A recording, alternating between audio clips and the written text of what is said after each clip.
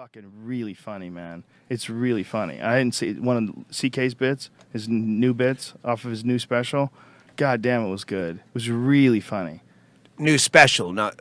Yeah, the new one was he was in Phoenix in the theater in the round. Yeah. It's really, really good stuff, man. It's like you listen to it, you read it, and you watch it rather, and you're like, fuck, I want to go write something.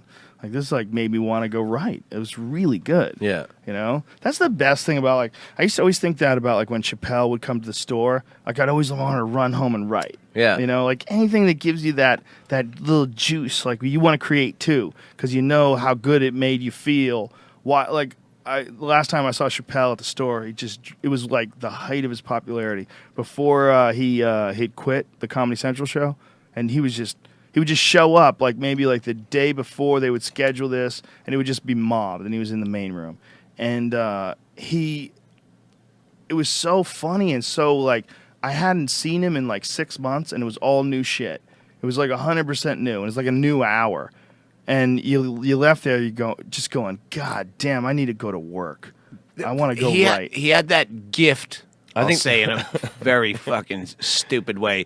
But he's one of those guys, he talks funny anyway, so he already has a leg up. You said Diaz. You said it best, that Diaz could read the phone book. Right. So he has that already, but he can write too. Mm-hmm. So if it's new shit, what would, be filler to him would be a closer to me. Yeah. Diaz has, I mean, I don't want to give up any of his material, but he's got this bit about this chick named Lucy Snorbush. He's told the story on the podcast, but now he's turned into a bit in his act, a true story about him sneaking into her house, climbing into her window and eating her pussy in the middle of the night and then escaping. I don't think I've ever laughed as hard in my life. We just did Santa Barbara together, and I was watching him on stage, and he's doing this Lucy Snorbush thing, and I'm having a hard time catching my breath. Like, I'm legitimately having a hard time catching my breath. I saw Diaz in San Francisco, and he was doing that bit where he's like, he like punches a hooker, and the audience is dying. In San Francisco, they're like usually super really touchy about like who they gonna believe? Who can get a laugh? The hooker with the black guy, the dude with the wig and a black guy. There's no support groups for these people. He's one of the best ever. Like as far as like I can hear him saying Lisa Snorbush and just laughing at him. Lucy Snorbush. Lucy Snorbush. That was her name, Lucy Snorbush. God, it was painfully funny. It was painfully funny. He's my all-time favorite. Out of all the people I've ever seen that have made me laugh the hardest, there's not a single person who's ever made me laugh harder than Diaz. Me and Kreischer were picking our ultimate 4-man tour with a wild card fuck up.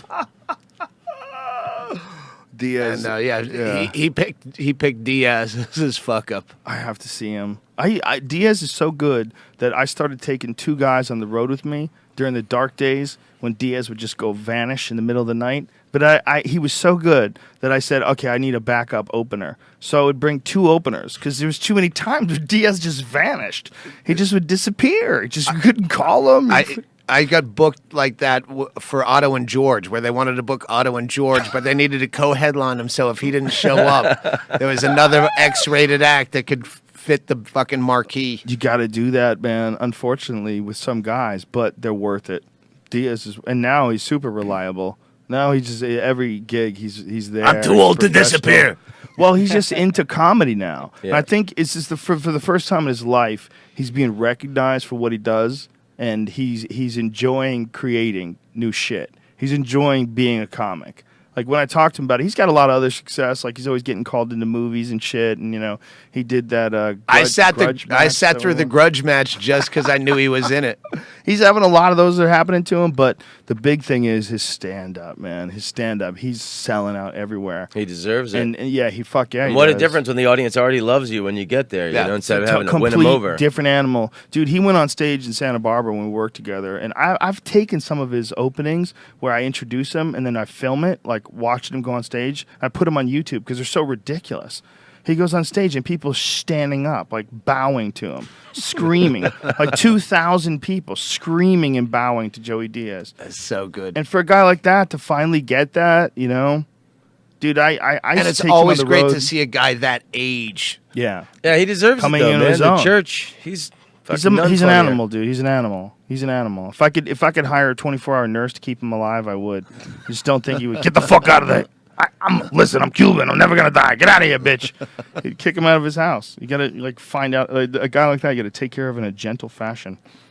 You gotta figure out how to keep him alive, but like sneaky. Trick him. Yeah, I'm gonna Put that pill in a piece of cheese. Find some fucking new drugs and put it in his ice cream. Take it and put it in something, some new thing, regenerative tissue thing that the government invents. Just throw it in his food.